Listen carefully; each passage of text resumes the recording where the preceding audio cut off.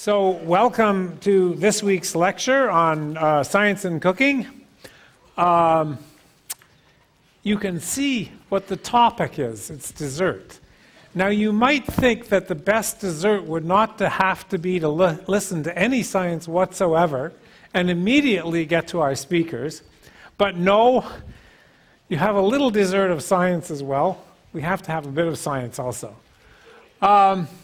So, of course, we start out by acknowledging, as always, our sponsors, Jose Andres and the Think Food Group, Whole Foods on River Street, which supplies all the supplies for the lab, which we eat, the Alicia Foundation, Sertoli, Taza, Specialty Foods of Boston, and Oya. And today we're very privileged to have David Chang and Carlos Tejedor. Next week is Ferran Adria, and for the first time and the only time, you have to get tickets. And here's the announcement for the tickets. They're available tomorrow at noon at the box office. You got to get here on time. You turn into a pumpkin if you don't get here by 6:45, and other people get your seat. Okay, we're going to finish this series of lectures with something about dessert. And dessert always comes for us at the end of the meal. This is one of the signature desserts of this class, this molten chocolate cake and ice cream. And here is our speaker, Carlos, making something that really amazed me, a kind of dessert. I don't know if you're going to make that this time, Carlos. He's going to make something. So this is the coolest thing. When he showed it to me, I was just amazed. And I thought I'd tell you a little bit about the science. It took me a long time to figure it out. I'd tell you a little bit about what we learned in class about this dessert. So this is the dessert. This is a picture from, I think, the first year when he actually handed everybody in class a little piece of this. This is olive oil gelée. And here, I think from a website, is an animation showing what it is. It's gelled olive oil that tastes really, really good. It's a dessert. It's sort of sweet. It's been cut from this piece like this.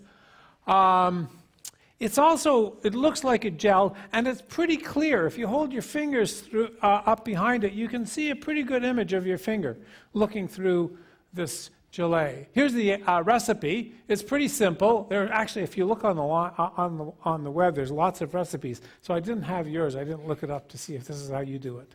But this will do.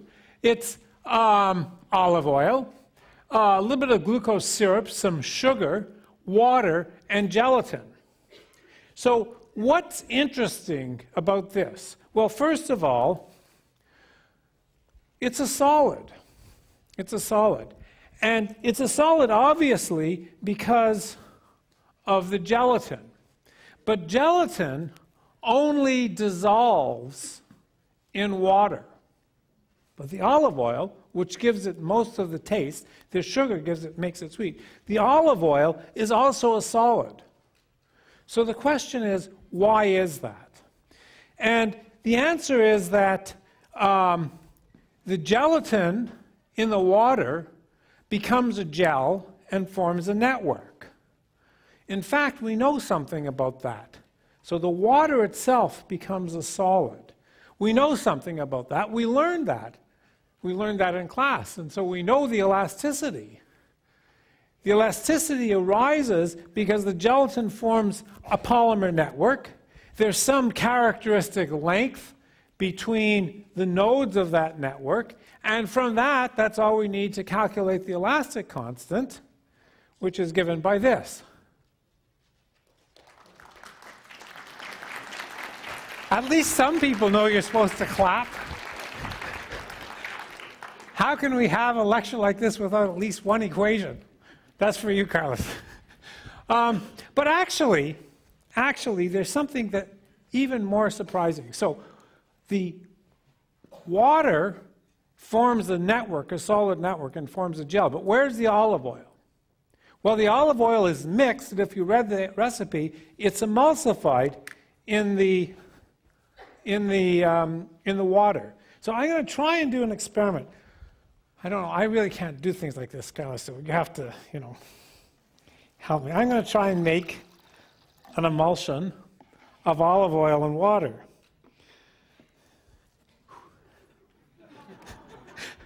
You should never let a scientist do the cooking. That's why we have experts like these guys.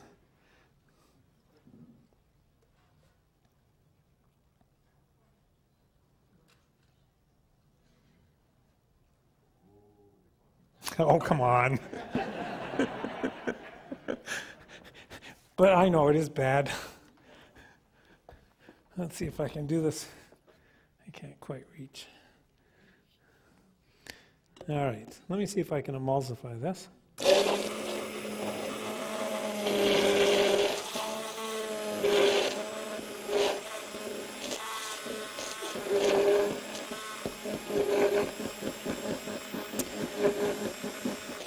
So I wanted to just shake it, but Naveen said if I do that, I'll never make it work. So he gave me one of these tools here to really emulsify. Thank you, Naveen. Now, this is what I really wanted to show you. Look at this. Look how opaque it is. See how whitish it is? You saw the gelée. It's really almost clear. How can you emulsify water and oil when you always get something opaque and yet end up with something very clear? That's the surprise. That's what always had me very puzzled, very curious. And the reason, of course, is we have to understand why you get an opaque color from an emulsion like this. Whenever you emulsify oil and water, you get something that looks opaque. And the reason is that, this is why the gel is clear, the opacity is due to the fact that the index of refraction between the oil and the water are different. It means that you can see you get scattering, the light bounces from each of the water drops, and you get a little bit of light that's scattered. And since there's so many water drops, you get a huge amount of scattering. And a huge amount of scattering leads to something that's white. Of course, this is not a surprise to you. Today was nice and sunny, but if it's not sunny, if it's cloudy, clouds are white because they scatter light. Same thing. Emulsions are white because they scatter light. So this should normally scatter the light. But what happens? The reason for this is that the water has a much lower index of refraction. But remember, we added sugar. In fact, we even added a little syrup. Sugar and syrup have an index of refraction that's quite a bit higher than water. And when you mix them with the water, they raise the index of refraction. In fact, they raise the index of refraction of the water almost to the point of the oil. And so now you no longer get scattering. It looks perfectly clear. And that's why you get these really gorgeous, clear gelées when you make it properly. So what is olive oil gelée? It's an emulsion of olive oil drops in water. They're fairly large. If you look in a microscope, it turns out they're about 100 microns in size. Their index of refraction of the water is increased by the sugar and nearly matches that of the oil, and that gives you a clear emulsion. So this very, very simple dessert that Carlos makes is actually very delicious. It's actually a beautiful example of a lot of different scientific points that we can learn just by looking at them. And so the water itself then is gelled by the gelatin to become the solid, and it just incorporates these drops, these smaller drops of the olive oil inside. The olive oil is never gelled. The gelatin can't dissolve in the olive oil. Okay, so that's a beautiful dessert. And now for the true dessert of this evening, I give you David and Carlos.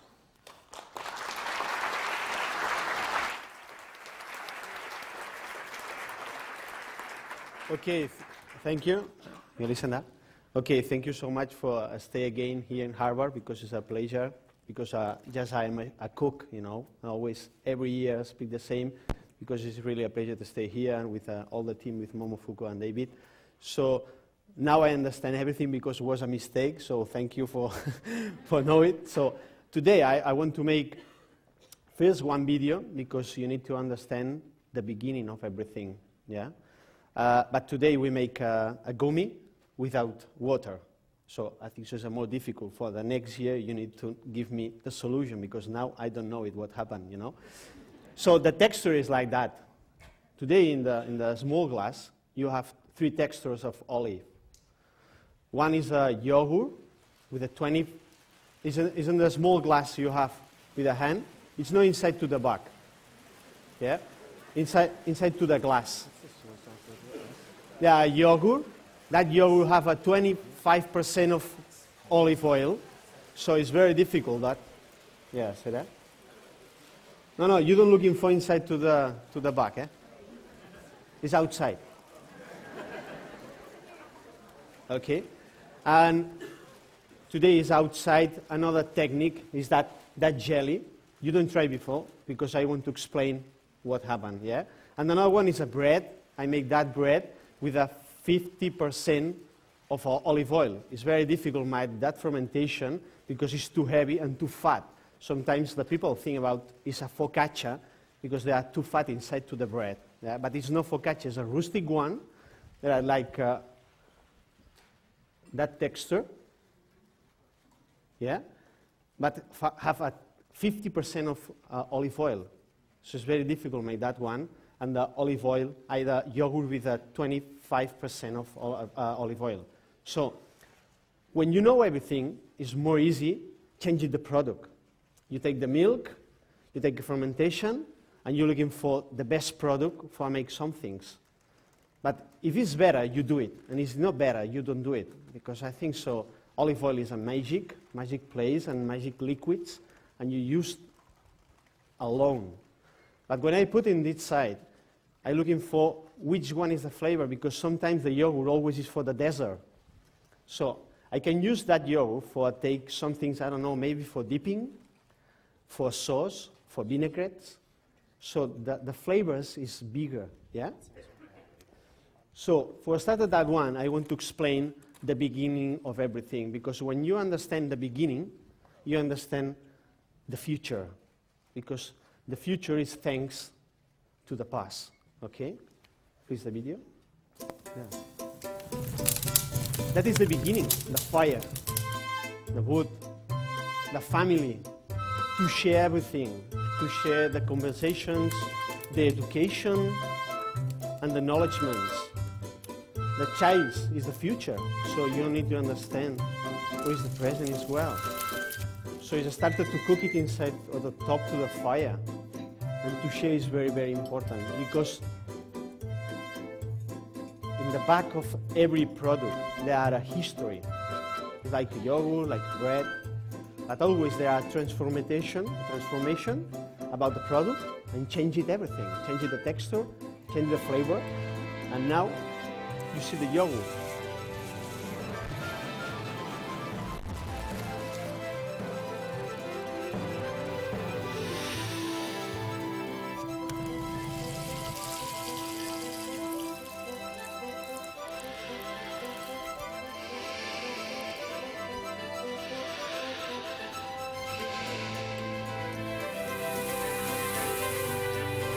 So they change everything, milk, put proteins, fermentation inside, temperature. The difference of temperatures is very important for the final result of that product, this is yogurt.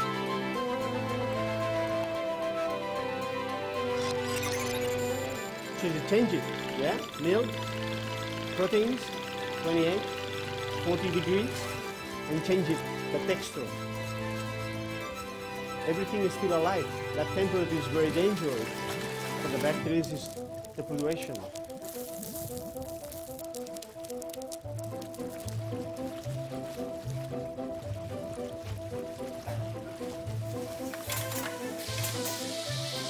That one is milk. It's really magic. Sometimes just eat it and you don't think of what there are inside. There are history, there are products, there are acknowledgements. And for us, it's very important to do it at that one. The bread is the same one of that. Because when you understand the yogurt, the breads, or the new products like that, it's more easy to do the new things or new research. Because the door is live, still alive.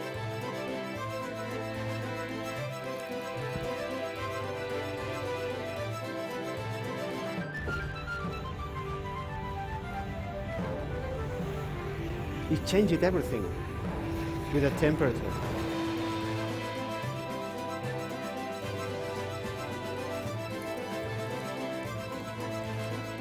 When it's done, it's very good. It's broken like balls, you know. That one is good, one must. The dough is really nice. But everything is still alive. So that one is a control about everything. I want to stop now, I want to stop now. And then come back to the present. To share with the professionals, persons, to share with the knowledgements. And you think about, I don't know, what is the life? Because the life, I think, is the best knowledgement you can find it around the world.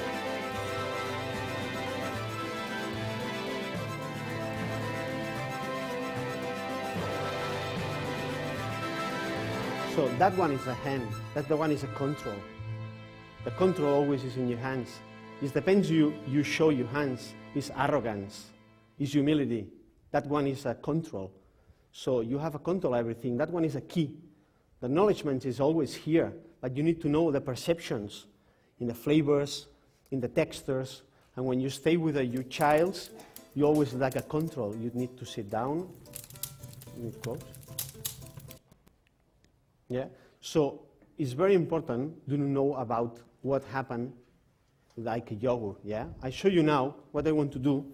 It's very difficult to make a yogurt here because I need 6 hours for 40 degrees, and it's very difficult to show you, you know? And the bread as well because of fermentation, but you need to know what is the research inside it of that each product for to know the best product, yeah? So I take the yogurt. That yogurt I bring from Spain. I hope so no a policeman here because it's in my luggage. And what are you doing? Okay, that one is that gummy I showed you before, yeah? So I use that one like a seed inside to the olive. That one is a yogurt, 25% of olive oil. Put the seed inside.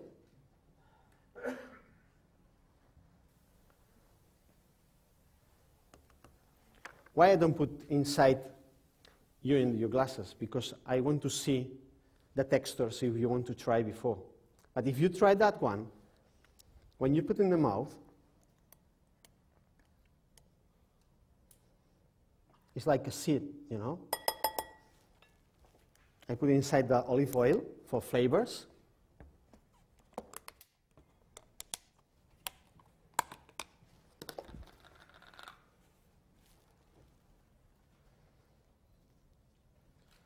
And the color is like olive oil, very thin.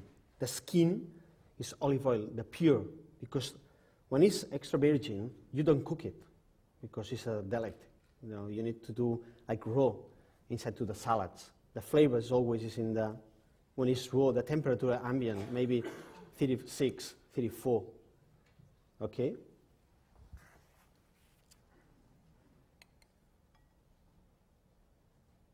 I need just 1 minute. So where is the control in your hands? So I take that plate. It's designated just for that ponence, you know. I think so. When I see my child, always is eating like a yogurt with the fingers. Yeah. So why not I make some plate for give some things, you know, all the people. So I take the bread.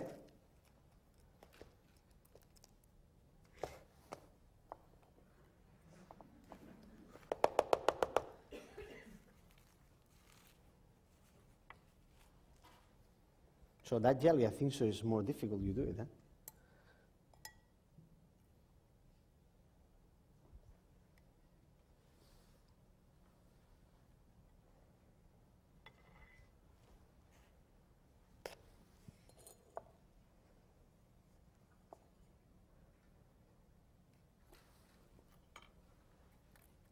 and that olive, and give you some things, my hand with some things, yeah? So that one is a beginning. You try now. You try, and it's crunchy, very fat. It's like a brioche. The yogurt is a little more fat, but the flavor is a little acid. And the gummy is sticky, but it's a drop of a real olive oil. Okay? So, thank you so much. Now I think so, David explained a little more of olives and his research and his team. And so, thank you so much. Thank you, man.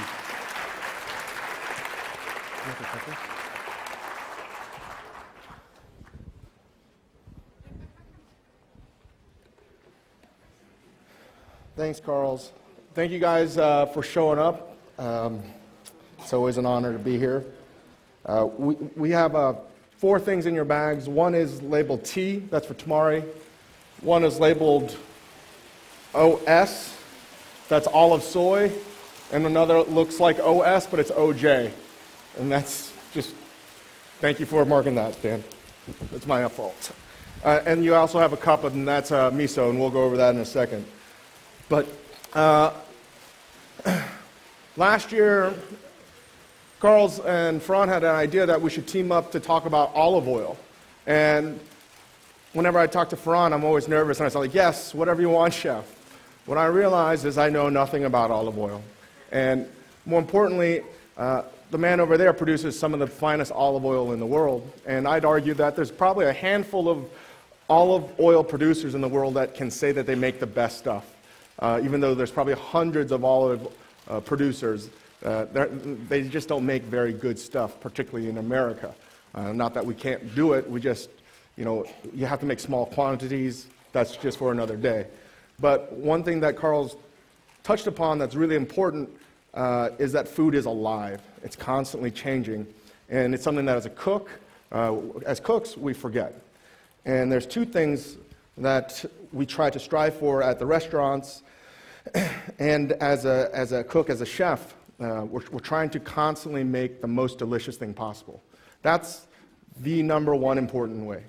How we get there matters, but not as much as does it taste really delicious. Number 2 is like, is that wave? How do we get there? We have to deepen our understanding of techniques to get to that process. So it's almost, again, reverse engineering. We've touched upon this in previous lectures. But one thing I wanted to touch upon, again, was food's alive, and this picture you see right here is a ham on rice. And this has actually been a central component to how we've made food at the lab and a lot of our research. You forget that this is actually alive, and the rice is actually the component that is very central to the flavors that we're developing at our restaurants. This is the rice as a mold close up. And,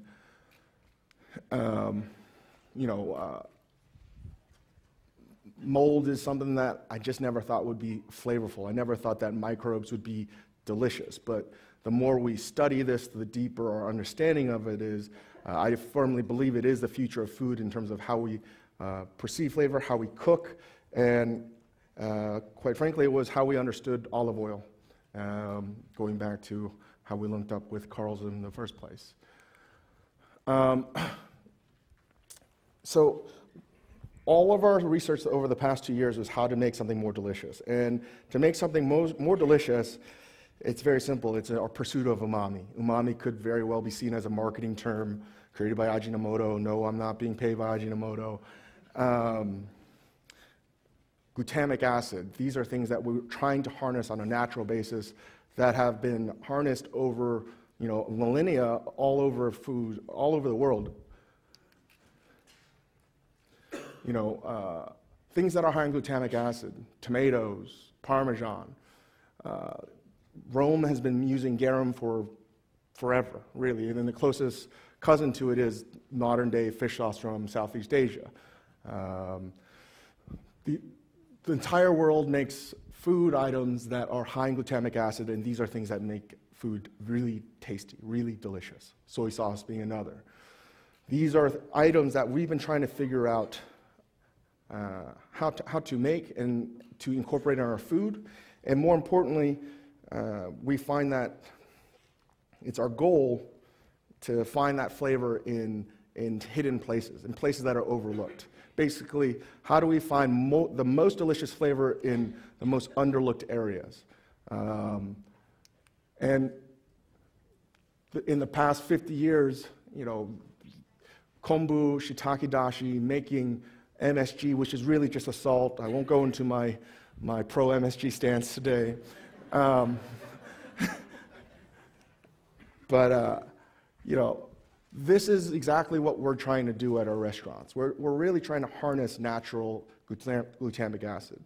This is our garum that we're making at our lab. It's basically fish with the entrails still in it, and it smells really gnarly. But the taste is something that is it tastes divine. It really does.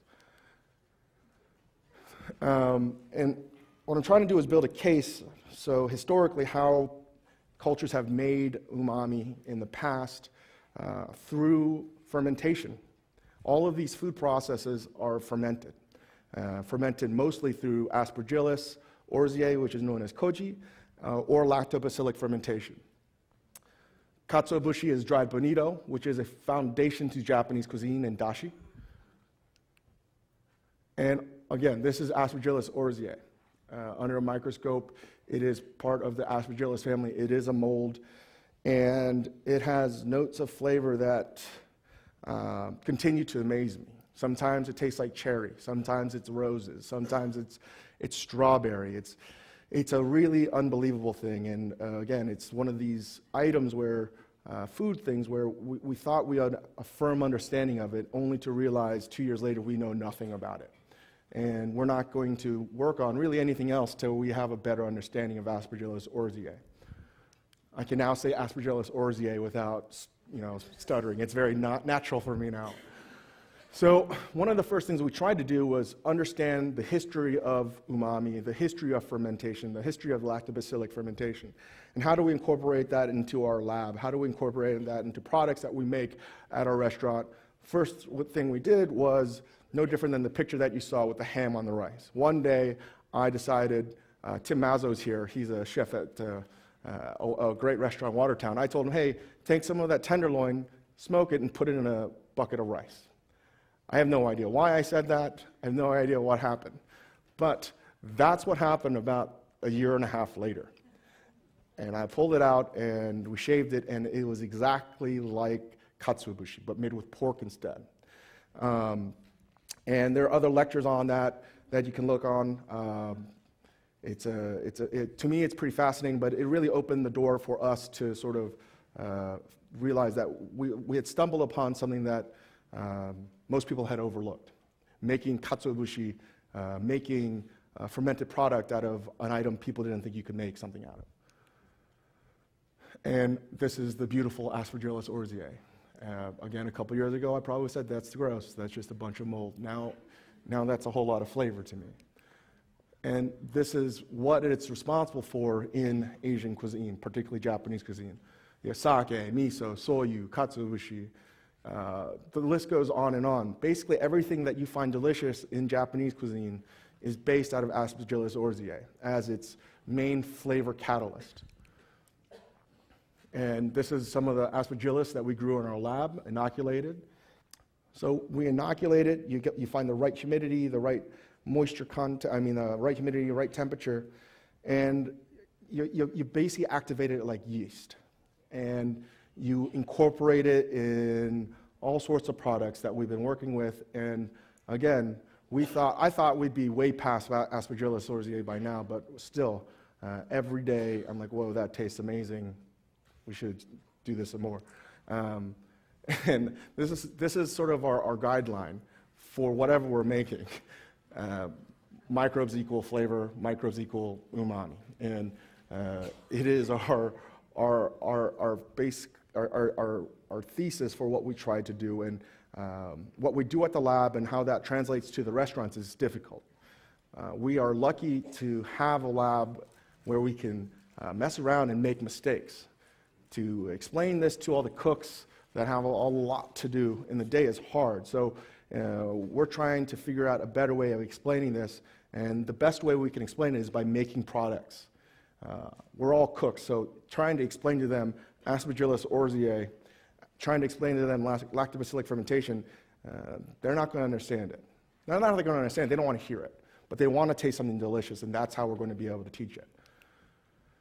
So we've been messing around with a lot of koji and miso. And Rachel Dutton, who is a microbiologist here, has one day, because and not just myself, I know Dan and Veronica, the members of the lab, we slept through basically every chemistry or cheated my way through any science course. So it's a bit ironic that here I am telling you about it right now. She sat us down, and it was basically microbiology for dummies. And this is exactly how miso is created. It's not that difficult. You cook a starch, in this case it's soybeans, you inoculate it with aspergillus, and you control the fermentation process. And really we can do it in about 5 days. And what we learn with the pork bushi is that if we can do something with pork, we can also make it with other items. Not necessarily making bushi, but in miso, we could probably try pistachios. We could probably try pine nuts, peanuts. Basically every nut we've now made a miso out of. And a soy sauce, but it's not soy sauce, it's tamari because we're not adding wheat. And these items, now that we are delivering it to the cooks at our restaurants, they now have, they're now hungry to learn a little bit more about what's going on. So you have in a little cup cashew miso. You can taste that.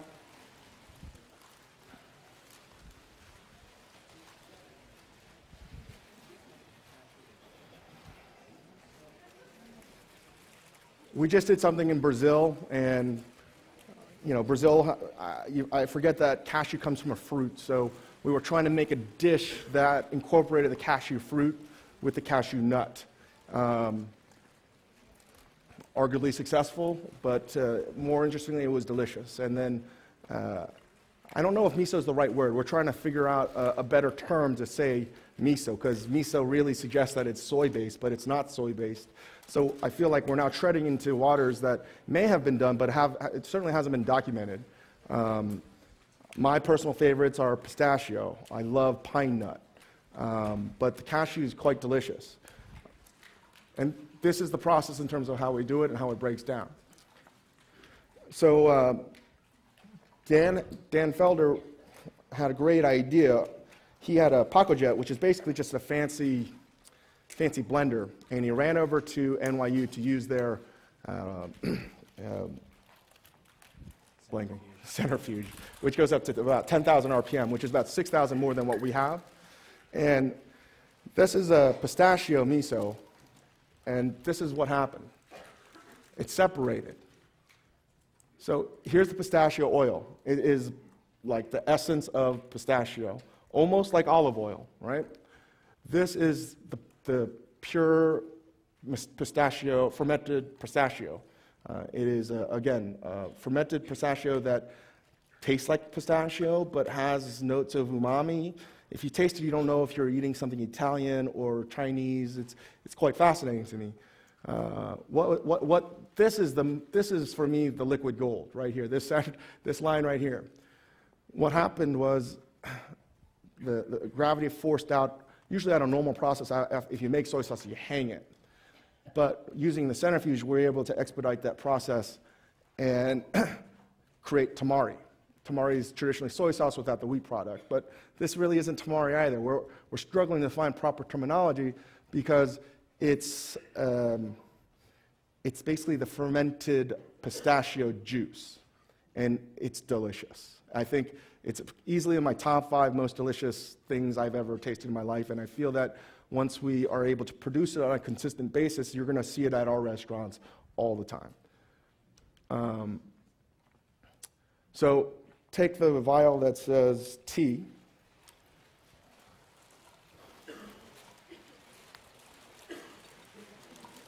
and we made a batch of the pistachio miso, the cashew miso, spun it, and we made the tamari out of it. So just taste it.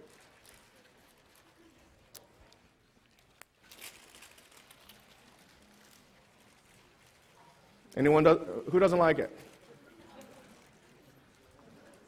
Come on. No, it may not be for everybody, but it has notes of cashew, but it's not soy sauce either. It doesn't have any wheat. It is basically soy sauce, but we've replaced the soybeans with cashew. And our whole goal now is to make, again, as a chef, as a cook, as a restaurant, to make it more delicious and to create new ways of deepening our understanding of doing that. So now I feel that we're pushing that boundary out just a little bit further. And we're this much closer to actually having it part of our staple, our pantry. And if I just put that over fish and grated some cashew on that raw, to me, that's a perfect first course. Which all of this leads to lacto-fermentation, which ties into what Carl's was talking about with the yogurt and the making of the bread. We've been on this pursuit of trying to understand microbes, microbiology, microactivity with food, and I just had a hard time understanding how this was going to work with olives. And it wound up being the best thing that we've touched upon in the lab in the past few months because I knew nothing about olives. Really. I didn't know that they were fermented. I had no idea. I didn't know that they were the same process of fermentation, sauerkraut, as kimchi, as all of these products. I call them the kissing cousins. They're the same thing, really. The same technique is used to make them all. Just variety of location, and that is what separates them, and ingredient. Being Korean, I love kimchi, and I never thought that I thought kimchi was uniquely something that we could call our own. Unfortunately, it's not necessarily the case.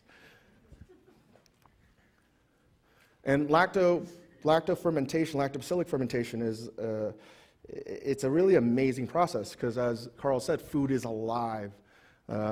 If you had the time, you could make the yogurt, but it takes at least 6 hours to make. Getting the cultures right, getting the microbes right. What you're really doing is changing the glucose into lactic acid. Lactic acid changes the pH, which gives it an environment which allows it to be shelf-stable, and also gives it that sour note that we find to be delicious in pickled elements, and also in a lot of fermented foods. And there's two types of lactic fermentation, homolactic, heterolactic. One produces carbon dioxide fermentation. So sometimes if you eat kimchi or sauerkraut, you get that effervescence of bubbles. And in olives, you don't. That's not always the case, but. And each time we're creating kimchi, and we could talk about kimchi all day long, but whether it's kimchi, sauerkraut, or olives,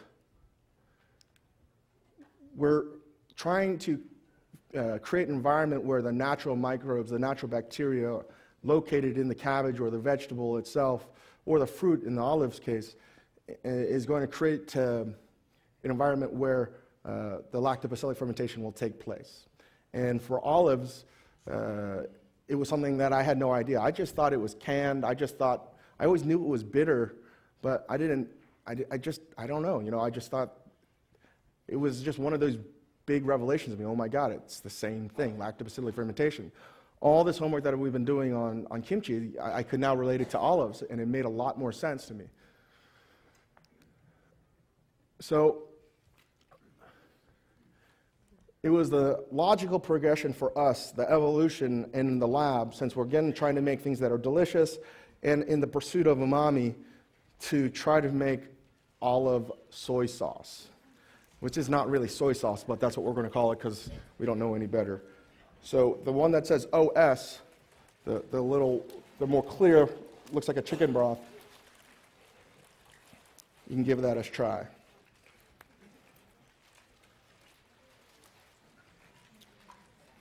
was more in our wheelhouse. How could we take olives, ferment it? have a lactobacillic fermentation and have olive juice that's fermented. It's basically olive juice, but it's really sort of soy sauce-like.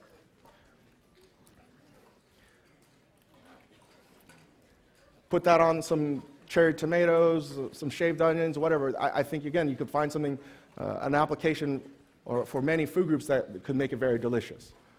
Again, very easy to make. And our benchmark for trying to make all of this food with olives, and working with Carl's, and working with Fran, and working with the Alicia Foundation, one of the greatest dishes, I think, of the past 25 years or ever, really, was this dish right here that Fran introduced, I think, in 2006, I believe. It was a spherification of olives. Very similar to what Carl's did right there with the yogurt, which was a sodium amalgamate solution, which uses calcium. It just makes it a sphere, basically. And I've had this, and it was one of those great food moments in my life where you start off a table, and in Spain, a lot of the dining establishments, or even a home you go to, in the center of the table is a jar of olives in olive oil with rosemary, garlic. They're just delicious. He made he juiced the fermented olives. He juiced olives, and he made a spherification out of it. So sitting on the table, you had, 4 or 5 spherification of olive juice. And when you lifted it out, it looked like real olive, had an olive skin, but it was probably had the taste of 25 olives. And it was just like my mind exploded. I couldn't understand what just happened. And it wasn't necessarily something I loved. What I loved was the fact that it was in a flavor explosion. It was so delicious, my mind couldn't process what happened. And that, ever since then, that was the significance of it. It was the olive juice. It wasn't the spherification process. That technique has been around a long time. Ferran was the first one to sort of implement it into it, and he was a genius in doing it. But for me, the genius was, oh my God, cooking with olive juice. And yes, we do it with tapenade and other things in Mediterranean and Italian cuisine, but purely cooking with olive juice didn't really put 2 and 2 together until, again, working with Carl's on this project. And then, in order to understand the olive, I just wanted to figure out what the hell the olive was made out of. And I had guessed that it was probably made mostly out of water. 53% out of the average olive, fresh olive, is water, is juice. And I thought that was going to be the thing we were going to do. Besides making the soy sauce, like, what do we do with the juice? Like, when you make preserved olives or olive juice, mostly they just throw away the olive juice. When you make olive oil, they throw away 53% of it every time. For thousands of years, people have been throwing away 53% of their olives to make olive oil. And again, going back to sort of the principles that we set up at the lab is, how can we find flavor in things that most people wouldn't find flavor in? And that's where we were trying to derive that okay, 53% is water. How can we make that water delicious? How can we make trash delicious? So I'm going to let Dan explain. We could talk about the treatment of olives, but basically there's a variety of ways of preserving olives, fresh olives, for eating. The number one culinary technique to preserve olives is to take away the bitterness, the polyphenols in it. It's almost inedible, a fresh olive. And Dan Felder, who helps operate the lab at Momofuku, will explain what he's doing right here. So basically, when we start working on a new traditional process, we'll figure out a way to make it traditionally, but in our kitchen. So what you see is juicing whole olives, and then in the mixer is a step called malaxing, which is part of traditional olive processing, which separates the pomace, the liquid content, and the fat. We'll centrifuge it to further separate the water content and the fat. We'll will go into the separatory funnel to keep kind of splitting. And it would be at this point that the vegetal water is discarded. For us, we'll now reserve it for another purpose, which Dave will talk about more. And then you have this, relatively good, fresh olive oil. Unfortunately, for us, our olives are coming from California with a number of different levels of ripeness, so it's not that bright green. They screwed us. California screwed us. Yes, they screwed us. So, in a way, it was a blessing that we didn't know anything about olives. It was one of these food groups, like kimchi, like sauerkraut, we just assumed that we knew, because we cook with olives. Even though we don't use olive oil or olives that much in our cooking, it was a food item that we just assumed that we knew everything about. Why would I assume that? I had never made olive oil ever. And this was our first attempt, and we basically made a fresh olive oil, and it was terrible. It was really bad. So we were trying to figure out, how do we do something edible? How do we make something delicious out of something that we don't know how to do? The process is not that difficult, again.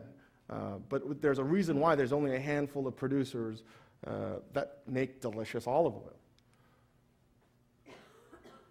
And if you're not familiar with it, there are a variety of categories of olive oil, the highest of which is extra virgin olive oil.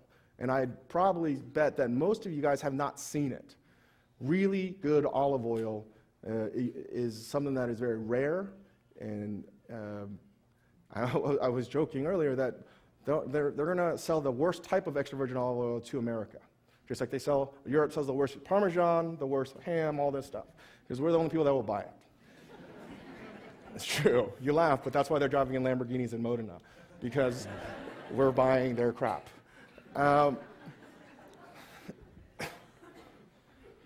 So you have extra virgin olive oil, and you have a variety. It goes all the way down to the lowest level, which is pomace oil, which is the last pressing. It's like the dredge of olive oil. And that was the oil that I was the most excited about. I was like, I love trash. I love the stuff that nobody wants to work with. How do we make that delicious? I already know extra virgin olive oil is really delicious. But then again, it was something that I also took for granted.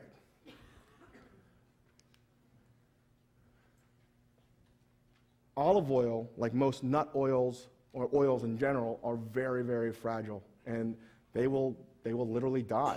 Again, as Carl said, food is alive. Olive oil, which is so abundant and common in cooking, extra virgin olive oil is really expensive. Really good bottles can go $200, $250 for a very small size, right? It will die by oxidization or just applying heat for the most part. So this is something that I wanted to know, because I felt that I didn't have an understanding of this, and more importantly, as a consumer and trying to teach cooks, I was like, we don't need to use this if we don't have the proper knowledge. And we called on for help. We called on help because we knew so little about olive oil, we had to go to the master. And this is a chart about the breakdown of the pheromones and the molecule structure of extra virgin olive oil. Harold McGee, who for the most part created this type of questioning of the status quo, because of Harold in a positive way, almost everything we've ever assumed about cooking is proven to be wrong. Dave, these gas chromatograms show really clearly where it is the flavor of olive oil comes from, and what happens to that flavor when you cook with olive oil. So fats and oils are composed mainly of large molecules, 16, 18, 20 carbon atoms long, much too big to be volatile to have any kind of aroma. That's why most fats and oils are bland. Olive oil is different because it's pressed from fresh fruit. In fact, fruits that are kind of green and on their way to becoming ripe. And so when the fruits are crushed, enzymes are freed up to react with the oil molecules, and they generate fragments, mostly fragments that are 5 or 6 carbon atoms long, and that's why you see so many penta and hexa items here on this first chromatogram. And these are the molecules that give us the impression of green, grassy, leafy, and appley aromas. The reason they remind us of those things is that you find exactly the same enzymes doing exactly the same job in leaves and grass and apples. These molecules that the enzymes produce when the tissue is damaged are defensive compounds, and they're signal compounds. They help the plants deal with insect attack and disease microbes and so on. So that's why you end up with these green aromas in olive oil uniquely. When you cook the olive oil, what happens is that, first of all, the heat drives off most of these volatile compounds, and so there's a period where there's essentially no aroma left at all, and it's a bland oil, just like any other seed oil. If you keep the cooking going, then what happens is that you begin to break apart some of those fat molecules again into smaller molecules that have aromas that are volatile. But instead of it being just penta and hexa compounds, it's 7, 8, 9, 10, 11 carbon atom fragments, and they have a range of aromas, some of them nice, some of them not so nice. Thank you, Harold McGee. He's great to have as a resource if you have any questions about food, particularly olive oil. But the biggest thing is, if you think about it and you look at cookbooks, any cookbook really, you'll see that, oh, you need to deep fry an extra virgin olive oil. Really? You need to cook, saute in virgin olive, any olive oil. If this, it proves that it's actually pointless to cook with olive oil. You might as well cook with corn oil or canola oil that has a higher smoke point. I'm not taking away the merits of extra virgin olive oil. It is a delicious product. It's better, as Carl said, as a finishing product, something that you might dress a salad or garnish a piece of fish with because of the natural inherent flavor that Harold just spoke about. So that was another thing that we were sort of questioning, like, how do we, if we don't even want to make something out of the delicious part, what people think is delicious, then we really don't want to mess around with the olive oil itself. There's got to be a better way. So we decided to make a fermented olive oil.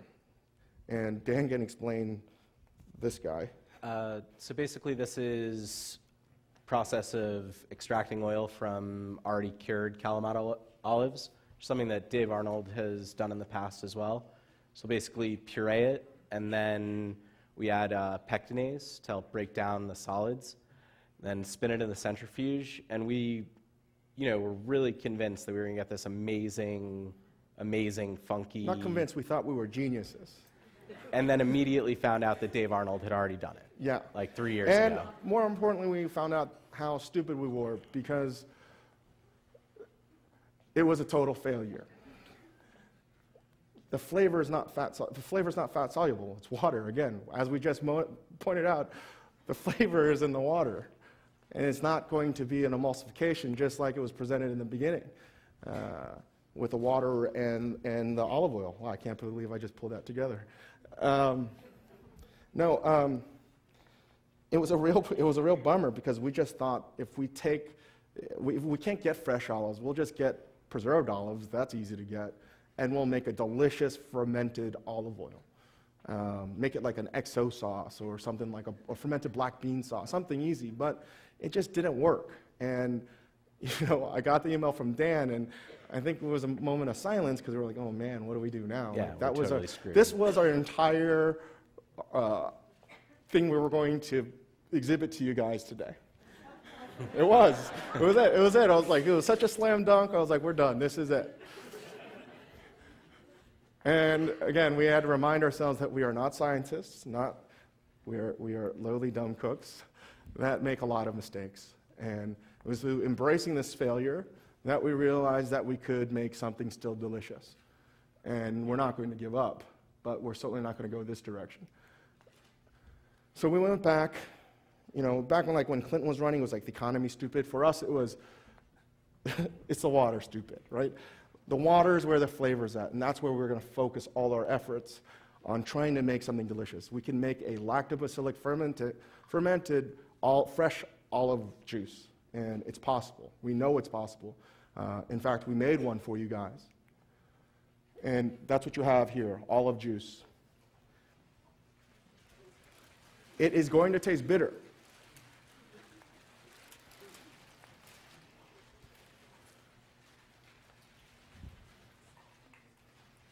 It's tasty. It might taste really good in a martini, but you're going to find that bitter component. And that bitter component, I'm going to have someone that knows much more about the bitterness and the action of polyphenols, which makes up the bitterness. Ariel Johnson. Hello, everybody. Hi. Should we go to the slide? The next one is the video. Bottom.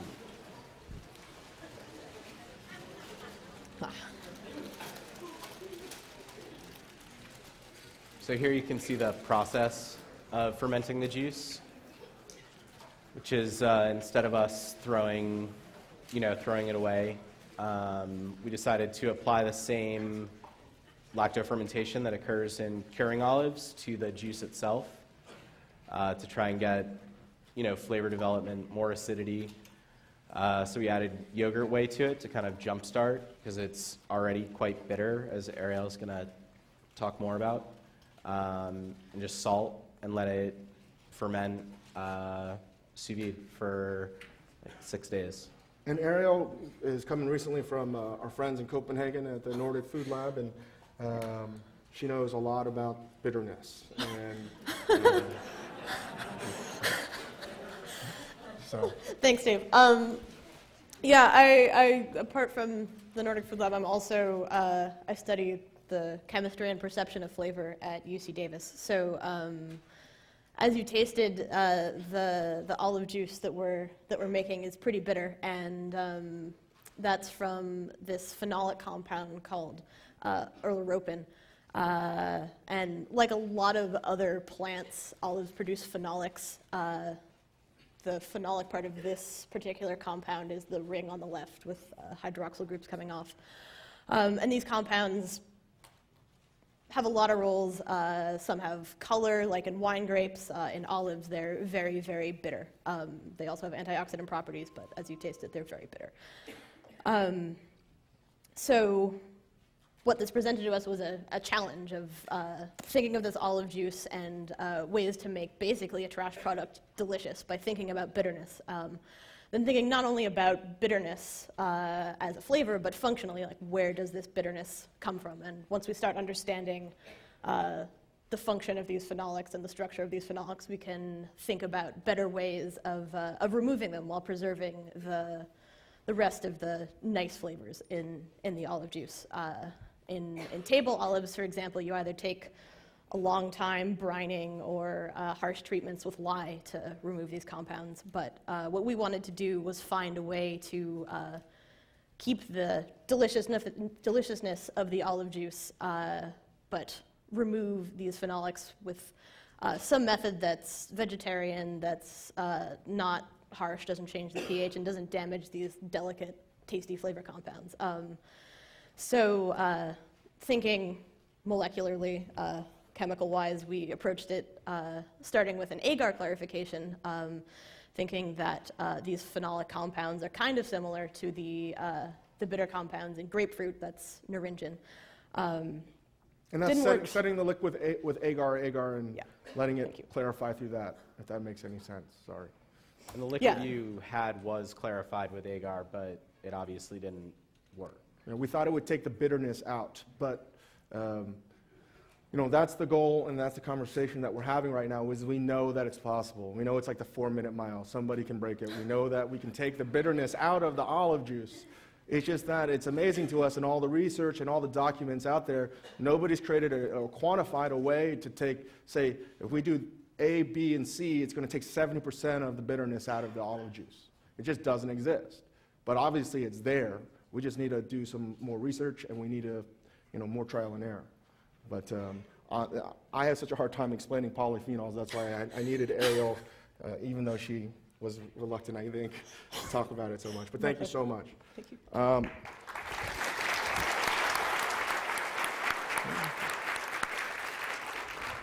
But again, even when you're tasting extra virgin olive oil, it's like, it's not the bitterness you're tasting. Most of what you're tasting are polyphenols. And if we have a better understanding of this, if we have a better understanding of not just the nomenclature, but what is actually making or composed of the food, we can make the food better. And again, that's our goal, to make more delicious food. And that's it, guys.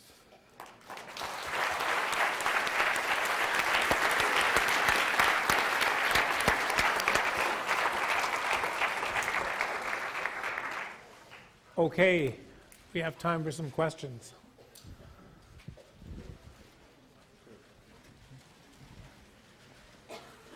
Everybody wants to leave? Thanks for that, Ben. Ming? Hi, David. Go ahead. If you're not cooking with olive oil, what are you cooking with? Where is it? Hi. Scott, hi. I prefer to cook with canola oil. I actually prefer peanut oil, but with so many allergies these days, canola oil has a higher smoke point, not as high as peanut oil, and it's not as expensive. Cooking with olive oil is fine, but it's an expensive product. And you know, you're not going to go to actually, say, any supermarket and find pomace oil. That's something you're going to have to order. I think they use that to like lubricate cars, you know. So again, by no means am I saying not to use extra virgin olive oil, but I would try to endeavor to use a lower quality olive oil if I'm going to cook with it, or even finish a dish and mix that and make a vinaigrette or emulsion like this was earlier with the olive juice or an olive soy sauce. Because I have the same flavor components that we're actually cooking away, but are now going to be present. So, really now? Thank you. I'm guessing that there are certain places that are better for olive trees producing olives than other conditions. Are there in fact places that are especially good for growing olives, for olive trees, and what are those conditions that make for the best olive tree production of olives?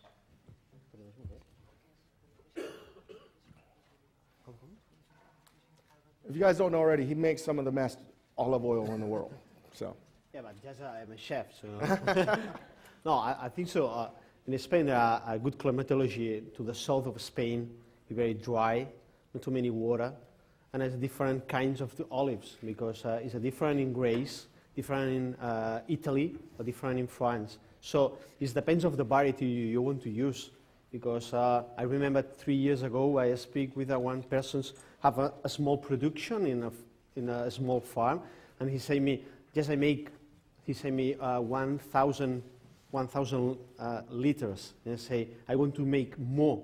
And he check in Jordania, make a nice place for make the same variety and the same quality. So you need to check always of depend of the variety, and then always the flavor is different ones, because it's like he make it a nice one, because he say it's not good, okay, but it's like a wine. Years ago, the wine he make it in house. It's better than now. Was sure it's worse, yeah. But the first one, I say I do it, and I feeling like it's really nice. So the olive oil is or olive tree is the same one. So it depends of the climatology is the different ones, but always in it very dry, and it's not too many raining, yeah.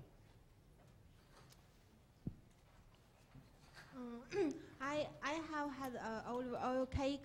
It does taste like olive oil, but I believe when you heat olive oil, it loses some taste. But how does that happen? How does it happen? Yeah. It just cooks off.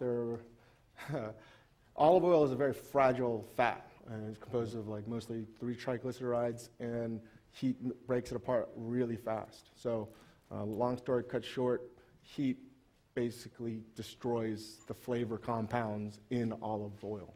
So that's why. At 190 Celsius, so I don't even know what that is in, what is that?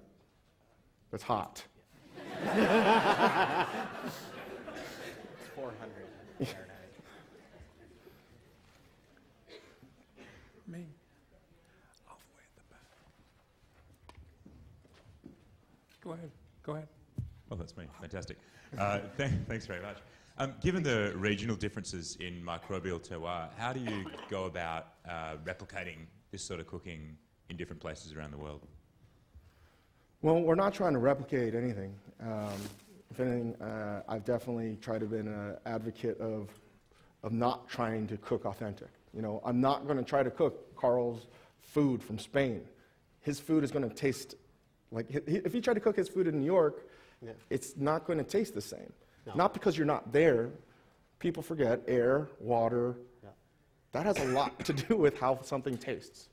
And I believe, as a food culture in America, we're in such pursuit of authenticity, we forget that, again, being delicious is more important than having the right atmosphere and the right ingredients. So nothing's going to taste the same anywhere you go. So, which is why we're having a lot of fun at the lab, making stuff that I know tastes specifically East Village.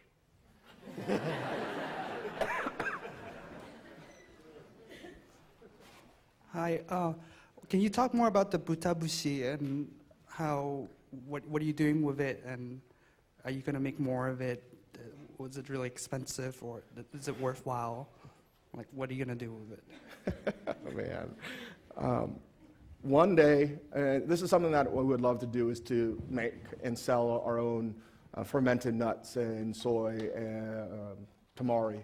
One of the things we would certainly like to do is make our own butabushi.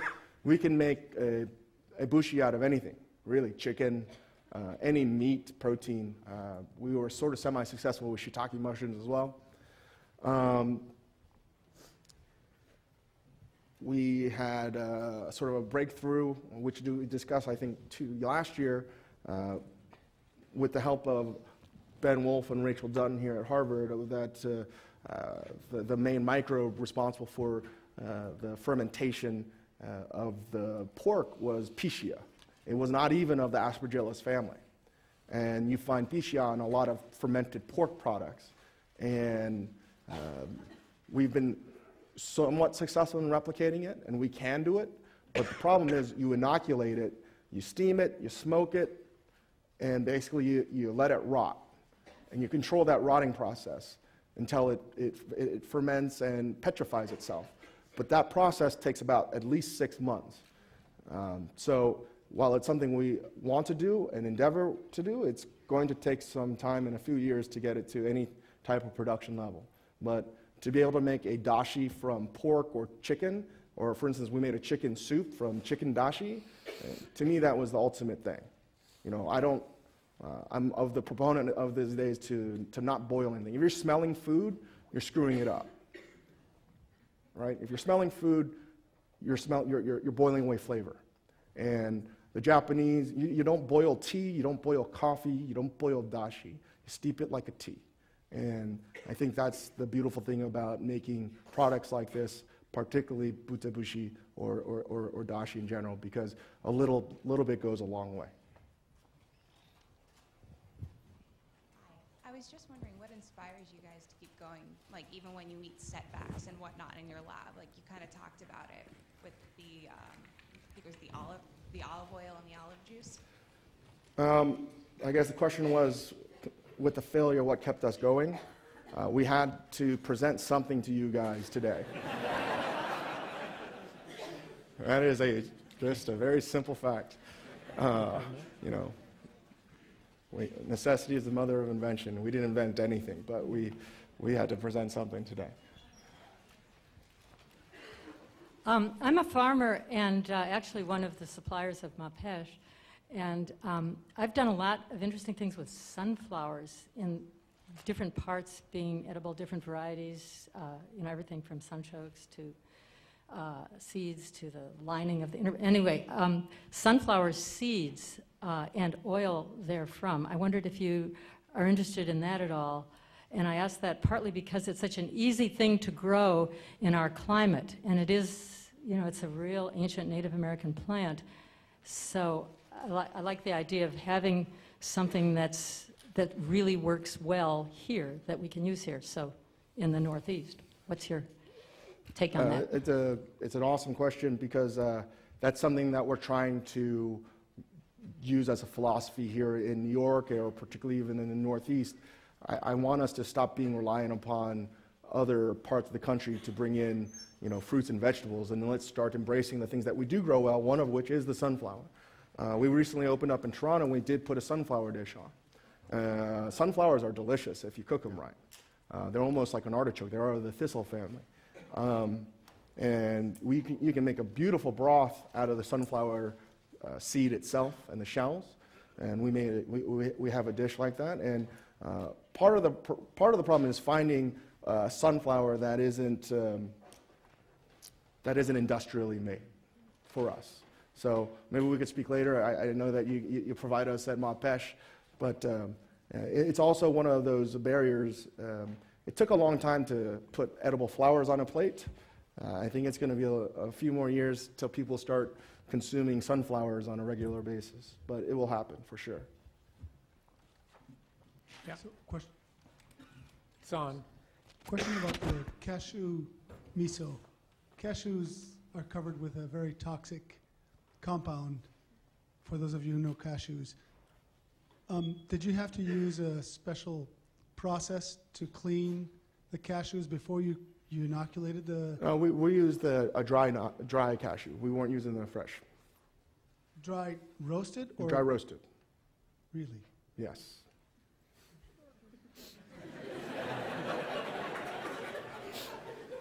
You know, the poisonous stuff we'll keep to the smarter folk, so, yeah. With all this talk of delicious rot and fermentation, how do you keep things food safe in your kitchen? Food safe? Yeah, like any tummy troubles? I say, Dan, try this first.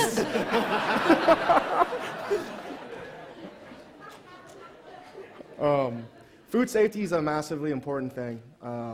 Not something to joke about. Seriously, I'm a food safety Nazi.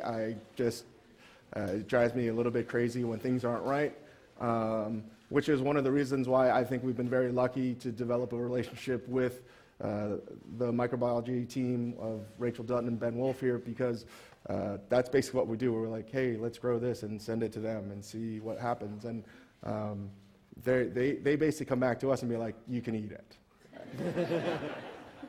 You know, they DNA sequence it. They do the whole everything. You know, I have no idea really. It's beyond my understanding.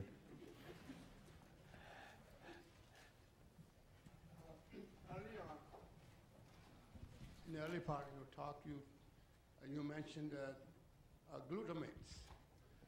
There was a big scare about 10 years ago or so about monosodium glutamate, and as you know, that glutamate has been used all over Southeast Asia for hundreds and thousands of years for enhancement for the flavors. And what is the function of the glutamate today in the food industry as far as that scale is concerned? I don't know what the function is in terms of large corporations, but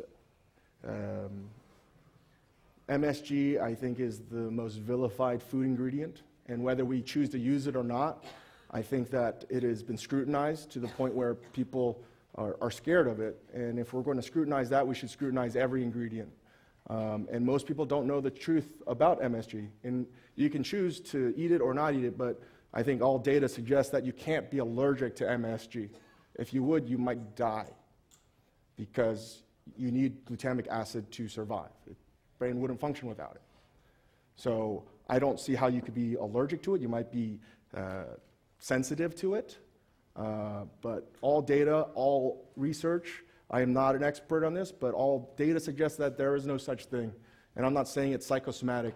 I certainly have friends that infuriate me telling me that they get headaches, and I'm like, you're lying. Stop lying.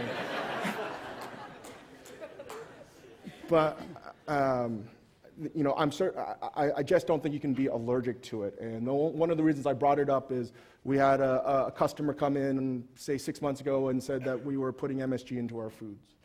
And the question I had to ask was, Why weren't we? And the reality is there was no good reason, and there was not enough information for MSG. We use it all the time. Obviously, as that chart from tomato paste to Vegemite to Parmesan, the way our body processes is natural glutamic acid is no different than an artificial way. And glutamic acid, if you just add a sodium molecule, that is MSG. And our body digests that the same way. So I think there still needs to be some more research done about glutamic acid. I am not an expert on it, but all I do know is that it is a pariah. It certainly needs to be scrutinized. And if we scrutinize MSG, we should be able to scrutinize any type of salt, because that's what it is. And for instance, I always give the example, we dry age beef. What is the main reason we dry age beef? We're basically rotting beef, right? Why are we rotting beef and paying maybe 8 times the price of fresh beef? The main reason we're dry aging beef is to make it more delicious. What is making it more delicious? You are harnessing glutamic acid. So why wouldn't we add MSG to fresh beef? I'm not saying it's the right thing to do, but I don't want to be the least knowledgeable person in the room about it either. I'd rather us know that we can choose to do that, but we can also take the longer route as well. So, long story to that. Okay, so I think maybe we've had enough, and there is a book signing as usual outside at the back. And let's thank the speakers one more time. Thank you, guys.